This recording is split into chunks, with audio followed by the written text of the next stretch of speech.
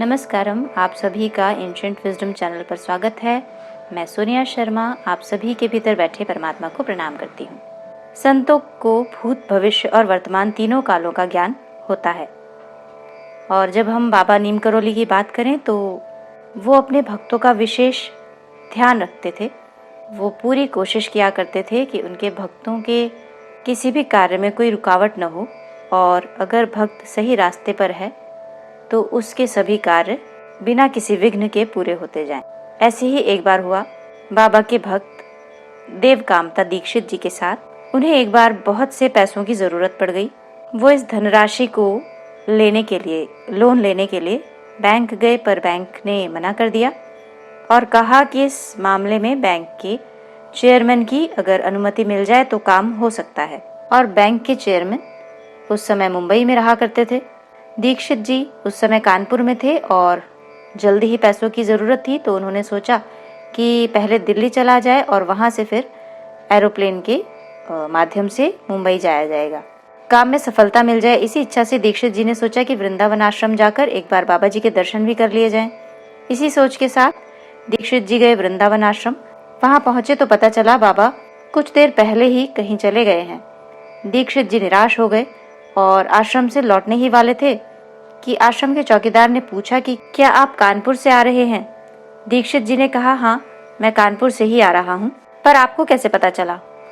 तो चौकीदार ने बताया कि बाबा जी जाते समय कह गए थे कि हमारा एक भक्त कानपुर से आ रहा है, उससे कह देना कि उसका काम हो जाएगा, वो वृंदावन के बिहारी जी का प्रसाद लेता जाए।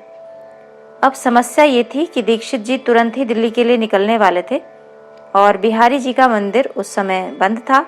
दिन के उस समय वो मंदिर बंद ही रहता है, तो प्रसाद मिल सकेगा नहीं मिल सकेगा ऐसी कोई कंफर्म नहीं था कि प्रसाद लेकर ही जा पाएंगे। दीक्षित जी ने सोचा कि इस समय और तो कुछ किया जा सकता नहीं है, तो मंदिर की देहरी पर ही माथा टेक देंगे और बाजार से प्रसाद ले जाएंगे। ये सोचकर वो मंदिर की देहरी पर माथा टिकाने चले गए। जैसे ही उन्होंने अपना माथा देहरी पर रखा, दरवाजा अंदर से थोड़ा सा खुला और कोई बाहर की ओर आने लगा। दीक्षित जी ने उस व्यक्ति को रोका, कुछ पैसे दिए उनके हाथ में और रिक्वेस्ट की, विनती की कि ये भेंट बिहारी जी तक पहुंचा दीजिए और कुछ मुझे प्रसाद दे दीजिए। वो व्यक्ति भीतर गया और एक बड़ी सी टोकरी में प्रसाद लेकर दीक्षित जी को वो टोकरी दे दी। ये सब बड़ा अनएक्सपेक्टेड हुआ। दिन के समय बिहारी जी के यहाँ से प्रसाद मिल जाएगा ऐसा दीक्षित जी ने सोचा नहीं था। काम में सफलता मिलनी वृंदावन से ही शुरू हो गई थी।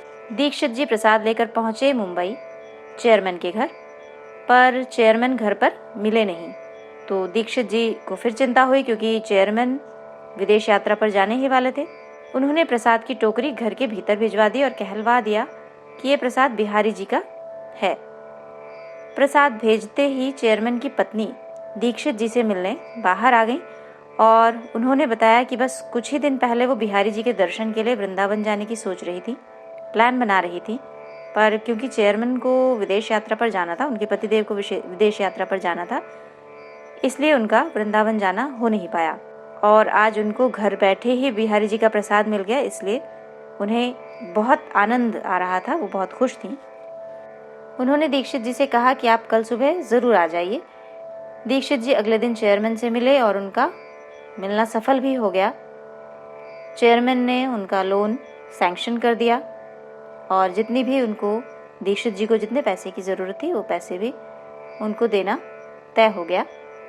बाबा नीम करोली कब किस रूप में आकर सहायता कर देंगे ये कोई नहीं जानता। तो इस तरह से बाबा नीम करोली ने दीक्षित जी की जो पैसे की समस्या थी वो समस्या उनके आने से पहले ही उसका समाधान खोजकर रखा और जैसे उन्होंने आज्ञा की थी, जैसे उन्होंने रास्ता सुझाया था, जैसे उनका मार्गदर्शन था, वैसे ही दीक्षित जी ने किया और उनके बताए मार्ग पर चलकर उनको अपनी जो पैसे की समस्या थी वो सब सुलझ गई।